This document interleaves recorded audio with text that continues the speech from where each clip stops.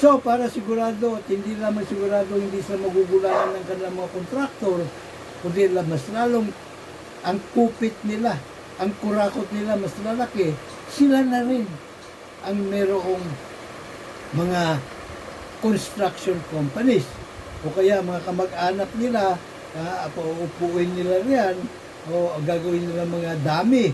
Katulad halimbawa ng si Bongo, yung tatay niya, tiyuhin niya, kapatid niya, ang siyang ipapatakbo ng kanilang construction company na pangalan-pangalan pa lang, pangitan-pangitan sa kanya. Maang-maangan na hinayupak, po. Pero alam nyo, ako malakas ang kutob ko na yan ay tuta, tanim tuta ng China yan. Kaya ingat-ingat po tayo yan, nabantayan natin mabuti. Kunting kibot niya na, isumbong kagad natin sa sumbong sa Pangulo. Po. So, yan po ka na modus operandi yan. Sa madaling salita, hindi nakatulong yung desisyon ng Korte Suprema laban sa PIDAP. Lalo pa kamong napasama ang ating laban. And so, nuulit ko, ano ba ang ating pamagat? Sindikatong gobyerno o mga sindikato sa gobyerno, himas rehas agad. Kaya ba mangyari yun? Posible mo mangyari yun? Nako! Posible. Bakit ho kanyo? Okay, umpisan po natin ang kwento dito po sa pagbuo ng demokrasya sa Amerika kung saan hinugot ang atin pong demokrasya. Okay? So, let's do it. Yan. Uy, balikan po natin ang nakalipas. Nalagpasan pala siya. Okay. So, ito. Kasi, mas maganda para maintindihan po natin talaga ang kaganapan, balikan natin ng tanaw ang kasaysayan. Diba? Kasi sabi nga, ay hindi marunong lumingon sa pinanggalingan, bagsak sa araling panlipunan. Anyway, sumigaw po sa US Congress. Diba? Itong si Patrick Henry noong 1775. Sabi niya, I don't know what you are thinking, you gentlemen are thinking right now. Habang nagsasalag-uusap tayo rito, nangangamatay ng ating mga kababayan sa battlefield. And so, ewan ko kung ano ang nasa isip nyo, pero para sa akin, give me liberty or give me death. Nang panahon yun, sila po ay kolonya ng Britanya. Maraming mga kolonya na state, wala pag United States mo, individual state, mga kolonya ng United States, ng Great Britain. Yung sa atin naman, noong mga panahon yun, or even before 1775, kasi tayo ay 1521 tayo sinakop ng Espanya. Bago po sinakop ang ating bayang Magiliw, may gobyerno na po sa atin At ang leader po ay mga dato, yung dato. At meron na rin po tayong justice system, hukumang balangay. Yun po ang tawag ng atin pong, ang tawag sa Amerika ay mga kolonya, ang tawag naman natin sa atin pong mga kolonya rito ay balangay. O ngayon ay barangay. Bawat isang barangay, independent po yan. Ito. So may leader sila at mayroong hukumang balangay, jury justice system. So, pagkatapos na magtalumpati ito si Patrick Henry, nagkaroon ngayon sila ng Declaration of Independence, US Declaration of Independence, na hindi ayaw na nilang pasa sa ilalim sa paghahari-harian ng Britanya, sapagkat ang paniniwala nila, lahat ng tao ay nilikha ng Panginoon na bukod sa kanyang kawangis, pero hindi lang bukod sa kanyang kawangis na niya, no, ay pantay-pantay pa. So, nawalan na ngayon ng karapatan para sa kanila, no, ito pong Britanya na maghari-harian sa kanilang bayan. Ano po? So, ano ang next step na nangyari? Yan. Anyways, yung pong trial by jury na nabanggit po kanina, yung hukumang balangay, nag-ugat po iyon dito po sa Magna Carta of 1215 England, kung saan nakalitan niya yung pong 63 mga karapatan para sa mga Briton. Hindi yun dahil sa kabutihan loob o kagandang loob ng hari, si King John, kundi dahil siya po ay na-corner nito po mga nobles, ano po, at sila ay nag-demand na ng liberty. Ito po yung Bill of Rights, Magna Carta, the Great Charter of Freedom. At ang pinakasusi doon, para yung 63 mga karapatan ay huwag mayurakan ng King John, yung number 39. At yun yung probiso kung saan lahat ng walang po pwedeng parusahan, kung hindi magdadaan sa paglilitis ng kanilang hukuman trial by jury of peers. Po, kung ikaw ay alipin, mga kapwa mo alipin ang huhusga sa iyo. Kung ikaw naman ay timawa o malayang mamayan, mga kapwa mo timawa ang huhusga kung ikaw nagkasala o hindi. Ikaw man ay noble, ganun din. Ang nobility po sa England, dalawang bahagi. Yung isa ay religious, yung isa naman ay mga landlords. At syempre, kung ikaw naman ay nasa halin ng monarkiya, ay yung mga monarchy naman ang magiging mga jurors. So, yan po ay pinamana sa lahat ng mga naging colony ng England, including Singapore. Kaya kita nyo, galing ng batas sa Singapore, di ba? Singapore. Ang kanilang jurisprudence ay doon sa jury justice system. Malaysia, ganun din. Ang Hong Kong, 1843 pa hanggang ngayon, trial by jury meron sa Hong Kong. Ang India, dati, pero inalis na nila. Malaysia, ganun din, dati, pero inalis na nila. Pero, ang Malaysia, ang jurisprudence pa rin, doon sa jury justice system nila, ang kanilang mga pisilin sa ginagamit. But anyway, fast forward. Dahil sa unti-unti ng pinagkakaitan at kasama yung sa litanya ng US Declaration of Independence na unti-unti na silang inaalisan ng karapatan, ito pong Great Britain, yung kanyang Governor General, sa karapatan sa trial by jury. Yung kanyang mga sundalo, kinukwarter doon sa mga pribadong bahay o mga lugar.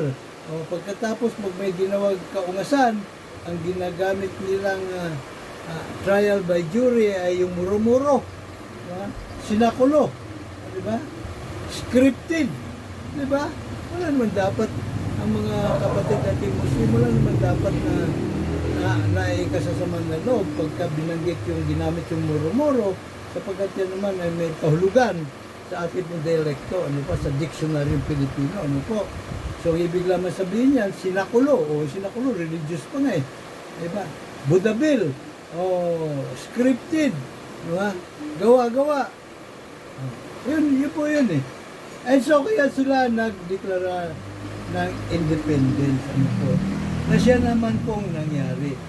At, nung dineklara nila kalaunan, ay sila po ay nagsagawa ng Philadelphia Convention. So, ano ho ba ang dulo? Anong end state ng privilege speech ho ninyo? Meron ho ba itong part 2? Yaman muna yung part 2. Wala tayo. So, nung pong pinanday nila, nilibag nila ang 1787 Federal Republican Constitution of the United States. Yung mga delegado ni isa, wala po silang naiisip na ipapalaman sa kanila pong saligang batas. Bukod naman sa isang bagay, kailangan naroon yung karapatan ng mga Amerikano sa trial by jury. At yun ang pundasyon, esensya, at puso ng demokrasya. Sapagkat sa sentido komon ni Thomas Jefferson, an American founding father, aking ipinagpapalagay na hukuman trial by jury pa lamang ang angkla na naisip na ng tao upang rendahan ang anumang gobyerno sa mga prinsipyo ng saligang batas na ito. So over the course of centuries, magti-3 centuries na po yung konstitusyon ng Amerikano, hindi pinapalitan, inaamendahan lang panakanaka, minsan-minsan, at yung mga amendments na daan sa ratification ng mga mamayan, pero hindi pinapalitan dahil suwabe, suwak ng suwak to. So, ang pinaka unang hakbang ng kalasag at tabak ng mga mamayan laban sa mga abusado, traidor at kawatan sa pamahalaan, ito po yung grand jury. Ito po yung mga investigador par excellence. Pangulong Bongbong Marcos, Senador Tito Soto, si Kongresista Laila de Lima, at lahat ng mga senadores at mga kinatawanis, walang galang lang sa inyo, Pangulong Bongbong Marcos, wala pong binatbat yung Independent Commission for Infrastructure, ICI, dito po sa grand jury. Alam niyo po kung bakit? Abay, unang-una, para ka maging grand jury, unang-una, lahat po, sa lahat ng munisipalidad, syudad, may kahit isang grand jury na impanel.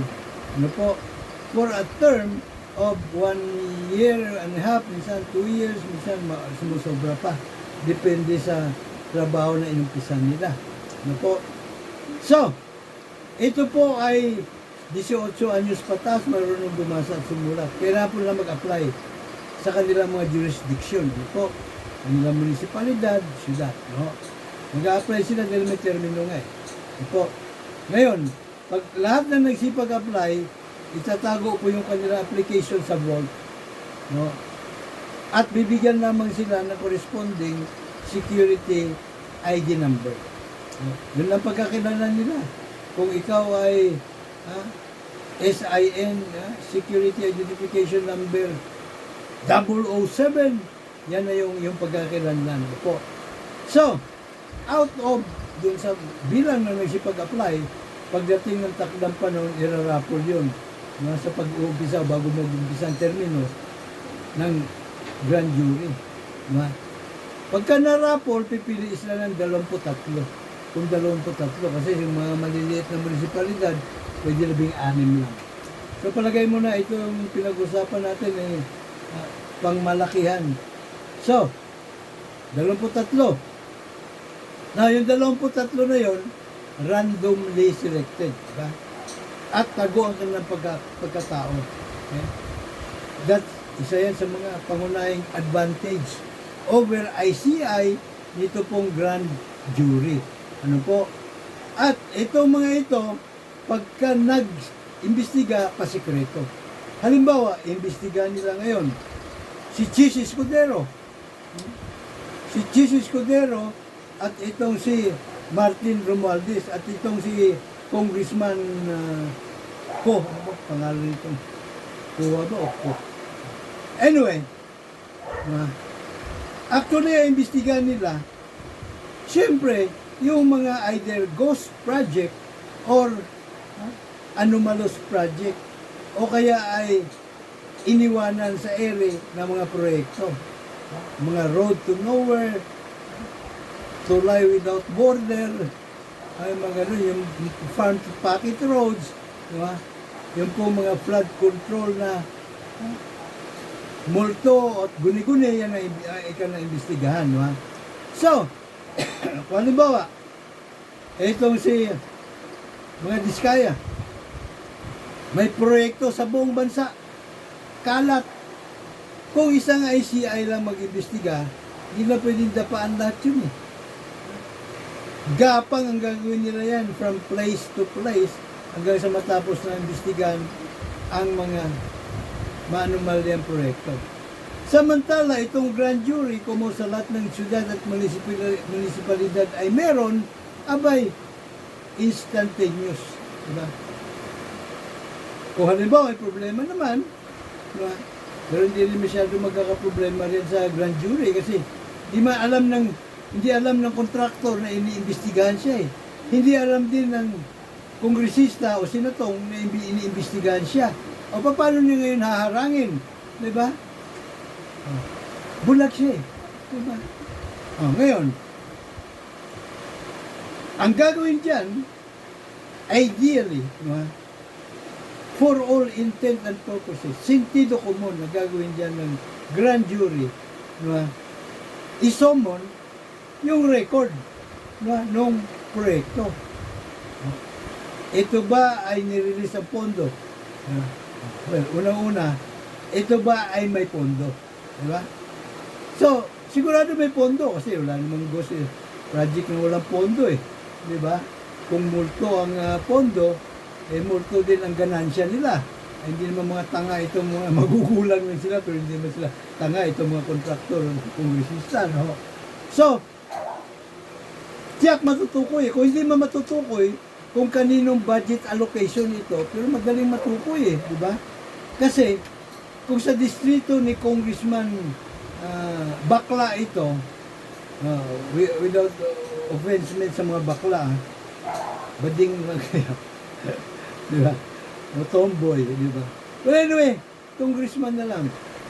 Kung sa distrito ni congressman ito, sentido common lang, no? It goes without saying, duck test, no ha? If it quacks like a duck, walks like a duck, and swim like a duck, it must be a duck, di ba?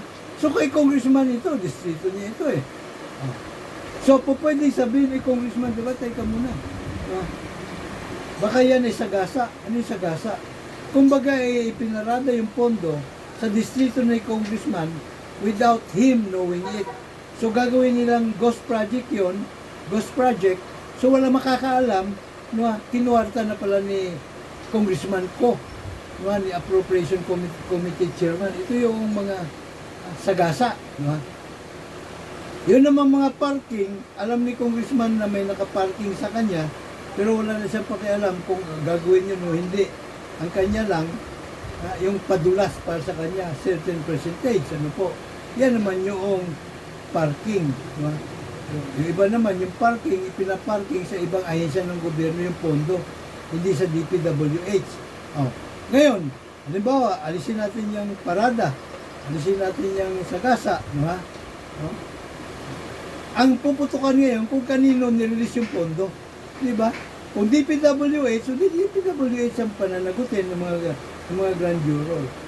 Pag ang DPWH ngayon, obligado kumanta. Sabihin niyo sa mga grand juror, mga boss, say muna. Hindi naman sa bulsa ko napunta yan eh. Di ba? That's one, At yung isa pa pala, dalawa pala sila ang may pananagutan diyan. Una yung DPWH, kung saan sila yung binagsakan ng pondo, sila nagpa-release ng pondo, at yung tumanggap ng pondo, which is the contractor. Di ba? So meron talaga hahabulin ang mga grand jurors. So kailangan ipaliwanag ngayon, ikanta ngayon, ng mga taga-DPWH, ng mga engineer, at mga kontraktong, kung sino ang pinanggalingan ng pondo. At kung sino ang may pinakamalaking bahagi ng kotong. Kasi may pinakamalaking bahagi diyan palagi, ito pa mga politiko eh. Ngayon sa mga politiko naman, kung congressman at yung Malacanang, kumbaga meron din silang discarte yan. May modus operandi din. Kasi posibleng may imprimatur galing sa Pangulo, o kung hindi man sa Pangulo, imprimatur galing sa Executive Secretary sa pakikipagsabwatan sa Secretary ng DPWH na hindi alam ng Pangulo. Kumbaga binukulan nilang Pangulo, sila lang ang naglaro. Kung kaya, kung mapapansin nyo, yung mga presidente nagtatayo ng Presidential Anti-Crime Commission para yung mga nagpapalusot, mga nanggugulang na mga sekwataryo mabubuko ngayon ng Pangulo. Di ba? Makukuha niyo yung kanyang partida at kung hindi, kaso ang aabutin ng sekwataryo. So yan ang mga laro-laro dyan eh. Di ba? Again, batay lang yan sa sentido komon. No, ha? Wala mang solid na ebidensya. Diba? Kasi hindi naman kakantay mo yan. Wala namang mga resibo yung kanilang mga suhulan. Partihan, di po ba? Pero 99.9% ang posibilidad na may ganong ganap. May ganong faktor. Ano to. So, meron at merong kakanta. Ngayon, pag hindi kumanta yung taga DPWH, kasi sila yung primary, the buck stops at DPWH and contractor. So, ipagpalagay palagi ng batas na meron conspiracy theory sa pagitan ng taga DPWH at ng contractor. Diba? So, alaga namang susuluhin nila yung pananagutan. Ito. At, nakita niyo yung beauty ng grand jury. Ito. Ngayon, ang isa pang matindi riyan, pagka naghain ng indictment, ito pong grand jury, hindi mapipigilan eh. Kahit ng presidente, DOJ, ombudsman, hindi kaya napigilan kasi independent itong kwan eh. At hindi lang independent, ito yung sovereign Filipino people, the sovereign people kung Amerika pinag-uusapan natin. Ito yung nananahan kung saan nananahan ng kataas-taas ang kapangyarihan. Diba? At yan ay nakaukit sa ating Artikulo 1, Artikulo 2, diba? Section 1. Napakatalino. Section 1 eh. Diba? Sovereign, Philippines is a democratic and republican state. Sovereignty resides in the people and all government authority emanates from them. Diba ba? So, hindi po pwedeng sagkaan ng kapangyarihan niya kahit na Korte Suprema, sabihin ng Korte Suprema, katulad ng ginawa nila sa House of Representatives. Alam nyo, talagang may kapangyarihan ng House of Representatives, hindi lamang para wag sundin ang utos ng Teresi Judas, kundi maging ang hainan sila ng impeachment complaint for culpable violation of the Constitution and usurpation of the authority of we the people. Kinamkam nila yung ating authority, di ba? Na mag-ratipikahan ang mga amenda sa saligang. Unang-una, kung ano yung amenda sa saligang batas, ano kailangan natin ratipikahan yun, di ba? Para maging bahagi ng saligang batas. Sa kanila, ginawa ng Teresi Judas, di ba? Solo flight lang. Inambindahan nila sa saligang batas at ipinatupad without the benefit of ratification from the people. So dapat, di pa naman huli ang lahat eh. Pwede pa naman eh. Sampahan nyo na mga congressman ng kasong impeachment, ito pong Teresi Judas na mga mahistado na po. So, hindi po pwede harangin ng Korte Suprema with the people yan. May kataas-taas ang kapangyarihan. Hindi po ba? And then, kapag sila po ay naghain na ng indictment, ano po, punta na yan sa trial jury. Ang trial jury naman, ganun din ang requisitos. Kailangan ikaw ay Filipino citizen, 18 anyos patas, marunong bumasa at sumulat. Randomly selected. Kailan naman ang impaneling ng trial jury? Yan po ay pagkatapos ng indictment, patatawag sa korte. Rarapol mo na yung kaso sa korte, kung saan mapupunta. Kung napunta sa branch 1, 2, 3, halimbawa, patatawag ngayon ng korte yung pong akusado. Halimbawa, kinanta ng mga engineer sa DPWH. Si Secretary Bunuan, boss. Yan, allocation yan budget allocation yan Jingo Estrada.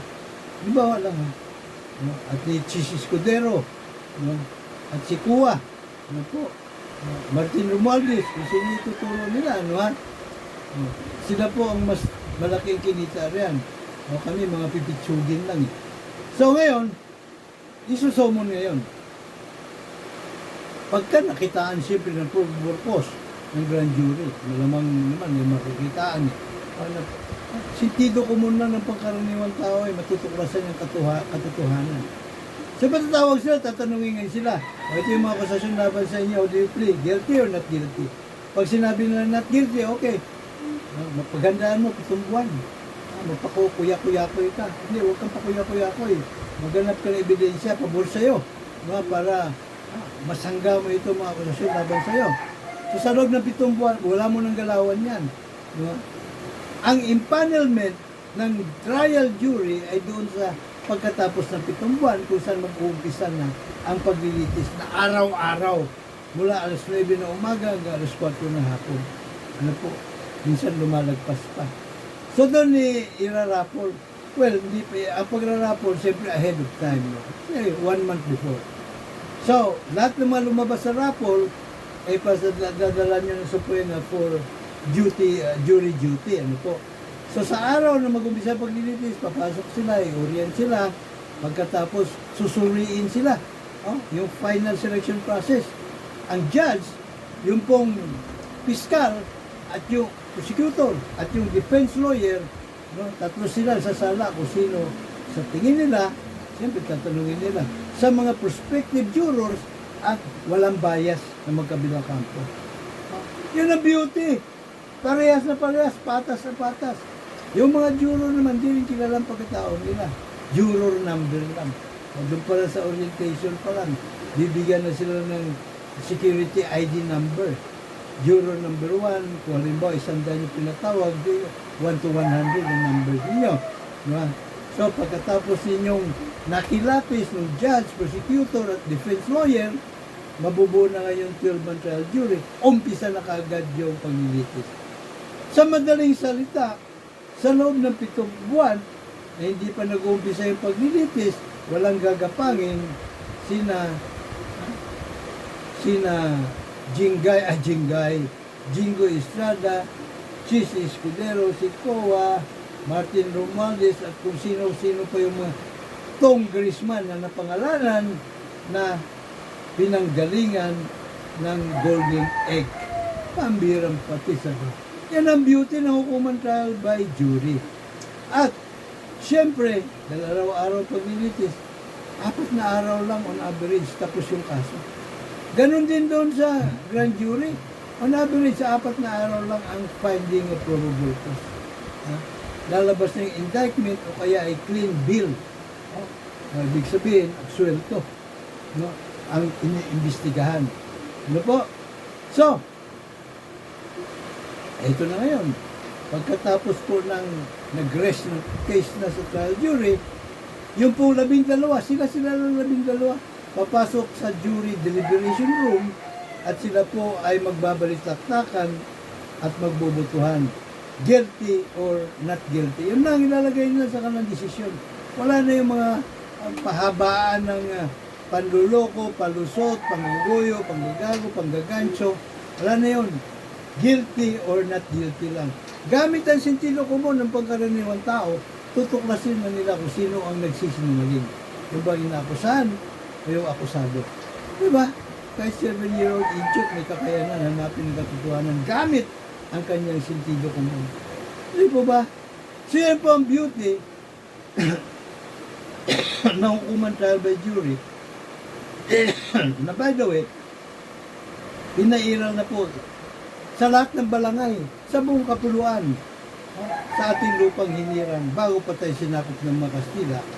At yun din, hukumang balangay, ang buwis buhay na pinaglaban, ninagat Andres Bonifacio. Ano po? Malayang bayan na maghahari ay ang haring bayan, we the people. Palaganapin yung demokratikong proseso ng sanggunian bayan, may sangguniang barangay, may sangguniang bayan, may sangguniang probinsya, lalawigan, o ganon. Yan po ay democratic processes. Ano po? At syempre, yung hukumang balangay, trial by jury noong araw of Council of Elders.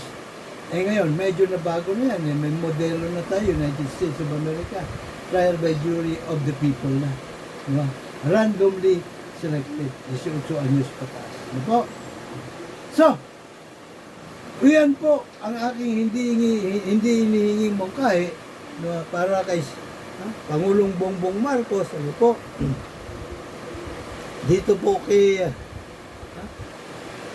Senador Tito Soto at sino pa?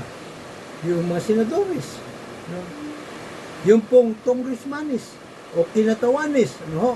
Yan ang aking hinihingi mo kahit. Imbis na kung anong mga walang katuturan na batas ang ihain ninyo. Ito na. Amenda numero 1 sa Bill of Rights. Article 3, Section 14, Paragraph 1, paningit, walang sinuman na maaring kasuhan ng kriminal sibil, maliban na lamang kung merong akusasyon o sakdal mula sa grand jury. At sa Paragraph 2, the same Artikulo 3, Artikulo 3, Section 14, Paragraph 2, lahat na akusado ay bibigyan ng pampubliko, mabilis at patas na paglilitis sa hukumang hurado ng mga soberanong mga Pilipino. Trial by jury of the will sovereign Filipino people, 18 anyos patas, marunong bumasa at sumulat, randomly selected. Yan ang hukumang patas. Ano po? Yan po ang ating pong dapat na aatupagin. Ano po? Huwag po nating andali muna kasi meron pa rito kasi kung hindi po yan ang landas nating tatahakin, di ba? Noong 2013, 10 billion lang made a stand, sabi na, nanindigan tayo sa halagang 10 billion. Ito trillions na eh. Magmamarcha na tayo. Huwag naman yung ala Indonesia, ala Nepal, no, na pinagsusunod, kinakalagkad yung mga kawatan nila doon, traitor at kawatan sa gobyerno. Huwag naman ganun. Meron pa naman pamamaraan. At yan nga, yung pong halalan. No? So tayo po, pwersa 99.9% sa pwera, ano lang mga, mag-juro revolution po tayo. Ha! Yan po kailangan po natin gawin. Nasa sa juro revolution. Ito na nga ba? Ito. Yan po ang ating pong juror awareness. Ano po? Yan, tingnan mo na. Bakit yan? Yan. Ito. No, ang ating pong juror awareness and open forum na isinasagawa. Ano po? At para po isulong po natin ang pagpairal ng jury justice system. So nag-level up na po tayo kasi wala pong magagawa tayo dito po sa mga nakapwesto sa gobyerno lahat sila ayaw na patayin yung the golden duck that lays golden egg. Ano? Ito pong hukumang trial by palakasan ng traidor at kawatan, no? Sa pamahalaan. Ayaw nila na alisin yan. So, tayo po mismo ay papasok na sa political arena. Sa hanay po natin manggagaling ng ating po mga kandidato. Hanay natin pwersa 99.9% sa pwera. Tayo na rin po ang tatayo, no, na makinarya politika. Unang ambag po natin, pinakawalang-wala, isang sagradong boto. Yeah? We have nothing to lose, but everything to gain. Bulong-bulong sa ating mga kamag-anak, kakilala, kapitbahay, kaibigan, ano po, sa Facebook, sa YouTube, lahat po ng ating makakahalubilo. Ipaniliwanag naman po natin ang beauty ng hukuman trial by jury. I-share nyo lang po ito ating Juror Advocacy YouTube channel para hindi na po kayo may hirapan magpaliwanag kasi kompletos recados na halos po nandito no, kung paano natin isa sa katuparan ng ating pong dakila at dalisay na advokasya, no po. So ito lang po inyong i-share, no? Share. Hindi na kayo nahihirapan pa magsalita o magpaliwanag, ano po. No. ng todo-todo. No sweat, kumbaga. Okay. Right, so, lahat po nating mga kandidato ay pipirma sa covenant. Ano po? Covenant, sagradong kasunduan sa mga botante, sa mga mamayan. Nang unang-unang ihahain, pag siya po ay nailukrok natin sa Senado o sa Kongreso, ay yung pong aminda numero 1. Kunin ang batas sa kamay ng mga traidor at kawatan at ilagay sa kamay nating mga soberanong mga mamayan. Bilang juror, so common trial by jury. Pag hindi po niya ginawa yan sa loob ng reasonable period of 3 months, kailangan niya magbitiw sa pwesto. Pag pati yun, hindi niya ginawa, yung pong kasunduan ay pwedeng gamitin para maghain ng petisyon sa mandamo sa Korte Suprema ng kahit na sinong botante. Ano po, para magpatalsik siya sa pwesto. So, malinaw po. So, pasensya na po kayo, Ginoong Pangulo, Senador Escudero, Senador Tito Soto, King Lacson, ano po, at sa lahat ng mga kinatawanis, senadores. Pasensya na kayo kung kinukontra ko yung inyong kumbaga manok o kinakatigan na ICI o kaya yung inyong batas o na gustong gawin. Kasi, babatuhin lang yan as unconstitutional eh. Kasi usurpation of the power yan, nung ombudsman, may ombudsman na eh. Di ba? Constitutional yan eh. Kumbaga, pag nilapag nyo itong ICI, magiging, hindi lang siya duplication, kumbaga, usurpation of the power of the ombudsman. Kumbaga, effectively, ito po ay amendment sa konstitusyon. So, idaan po muna ninyo ito sa referendum. Di ba? Di ba? Hindi naman po pwede mangibabaw yung Republic Act sa konstitusyon. Ano po? So, bitawan nyo na po yan. Sa pa, hindi may epektibo yan eh. Dito tayo, sa tried, tested, and proven na for centuries. Katunayan, miski yung South Korea eh. Noong 2012, nag-full blast po sila. 2007, sila po ay nag-dry run sa hukuman trial by jury. 2012, nag-full blast na po sila. Tingnan nyo, napapanagot nila yung mga kurakot, nababaway po nila yung kwarta, naninakaw. Umunlad, ang bayan nila, umunlad ang buhay ng bawat South Korean.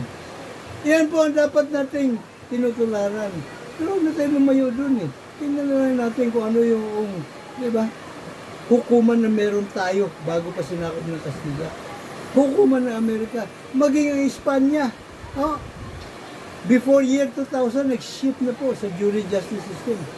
Kaya yung bayaw ng hari, kulong sa korupsyon. Ito, diba? Manigurado po yan. Wala na pong dadakila, dadalisay pa na advokasya bukod po dito sa ating hukumang advokasya sa hukuman trial by jury. Po, juror revolusyon. Kaya, wag na kayong patumpik-tumpik pa. Ito na po ang sama-sama nating isulong. Panigurado, hindi naman ito ang isusulong ng ating pong mga nakapwesto dyan sa gobyerno sa ngayon. Diba? Ito po ay, kumbaga, kontra sa kanilang reliyon. Kaya, tayo na mismo ang papasok sa political arena. Anyway, pag-prepare nyo lagi nakanda maglingkod, Mr. Juror, like, share, subscribe dito po sa ating Juror Advocacy Channel. Ano po? PhD, Public Administration, Honoris Causa.